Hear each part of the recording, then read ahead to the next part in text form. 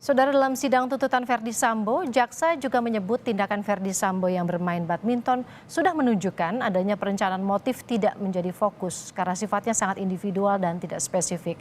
Jaksa juga menyebut ada sejumlah luka tembak yang dialami oleh Yosua.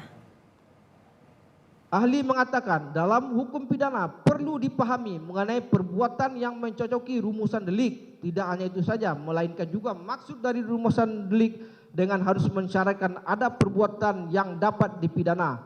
Pasal 340 KUH pidana sebagai bestandard deliknya adalah merampas nyawa. Kemudian ada unsur dualistis dalam hukum pidana yang membedakannya dengan pasal 338 KUH pidana. Keduanya sama-sama merampas nyawa orang lain. Pembunuhan dalam 338 KUH pidana dengan 340 KUH pidana harus dilihat unsur subjektif hukum pidana. Kesalahan harus dimaknai sebagai deskriptif, normatif. Dalam praktek pengadilan digunakan akan gampang menilai kesalahan yang dimaknai sebagai willen dan witten yang melekat pada actus reusnya. Secara deskriptif normatif terpenuhi dalam rumusan delik, sengaja dan perencanaan adalah pemberatan dalam pembunuhan biasa. Pembunuhan yang direncanakan ada unsur sengaja dan direncanakan adalah dolus premeditatus yang menjadi syaratnya yakni memutuskan kehendak dilakukan dalam keadaan tenang dan ada waktu antara memutuskan kehendak dan pelaksanaan kehendak. Sikap batin dan pelaksanaan tidak ada interval waktu. Maksudnya berencana adalah si petindak ada interval waktu berpikir untuk melakukan maupun tidak melakukan, berbeda dengan yang dilakukan secara tiba-tiba yang dilakukan secara irasional.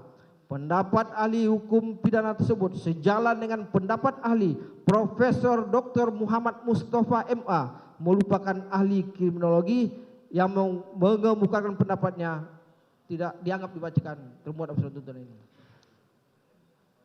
Bahwa pada intinya ahli berpendapat kriminologi adalah ilmu pengetahuan ilmiah yang mempelajari kejahatan dan gejala sosial. Kriminologi dalam hubungannya hukum pidana memberikan pengalaman empiris untuk membuat terang perkara dari gejala sosial dan memetakan perilaku sosial dari perilaku kejahatan. Peristiwa pembunuhan ada dua teori besar. Pertama, pembunuhan tidak direncanakan, dan kedua dengan perencanaan. Pembunuhan tidak direncanakan merupakan reaksi seketika dari pelaku. Alat yang digunakan adalah alat yang ditemukan di tempat itu. Tidak dipersiapkan. Pembunuhan direncanakan, ada cukup waktu bagi pelaku untuk berpikir, untuk bereaksi, melakukan atau tidak melakukan. Ukuran jangka waktunya adalah relatif. Pembunuhan berencana telah memprovokasi amarah pelaku dan berpikir melakukan tindakan baik membunuh maupun balas dendam. Akan tetapi motivasi positif dapat menyebabkan pembunuhan berencana. Pembunuhan berencana pelaku biasanya akan meninggalkan jejak setelah peristiwa itu terjadi. Dalam kurung, ia menyadari kesalahan dan berusaha. Tindakan terdakwa Verdi Sambo yang masih sempat akan bermain badminton sudah menunjukkan adanya perencanaan. Motif tidak menjadi fokus karena sifatnya sangat individual dan tidak spesifik. Pembunuhan situasional atau menghilangkan jejak, namun bisa juga tindakan tersebut merupakan perencanaan. Bahwa pendapat ahli tersebut bersesuaian dengan keadaan jenazah korban Nofriansah Yosua Huta Barat sebagaimana dikemukakan oleh Dr. Farah Primadani Kauro SP FM, ahli forensik dan mediko-legal di instansi kedokteran forensik Rumah Sakit Bayangkara tingkat 1 R. Said Sukanto yang telah melakukan pemeriksaan jenazah yang keterangannya dianggap dibacakan. Ahli merupakan dokter ahli forensik dan mediko-legal di instalasi kedokteran forensik Rumah Sakit Bayangkara tingkat 1 R. Said Sukanto pada hari Jumat malam tanggal 8 Juli 2022 menerima jenazah atas nama Nofriansah Yosua Huta Barat yang diantarkan oleh ambulans sekitar pukul 20.00 WIB. Kemudian melakukan pemeriksaan dalam dan pemeriksaan luar dengan menemukan 7 buah luka tembak masuk dan 6 buah luka tembak keluar pada jenazah, yakni 7 luka tembak masuk yang terdapat di 1. Di bagian kepala bagian belakang sisi belakang. 2. Di bagian kelopak bawah mata kanan bagian luar.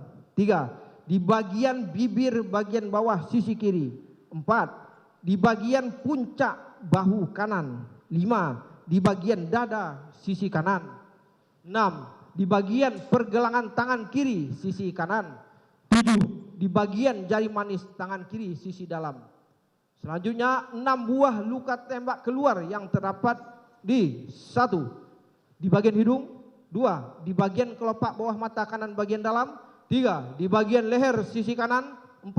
Di bagian lengan atas kanan sisi luar, 5. Di bagian pergelangan tangan kiri sisi depan, dan 6. Di bagian jari manis tangan kiri sisi luar.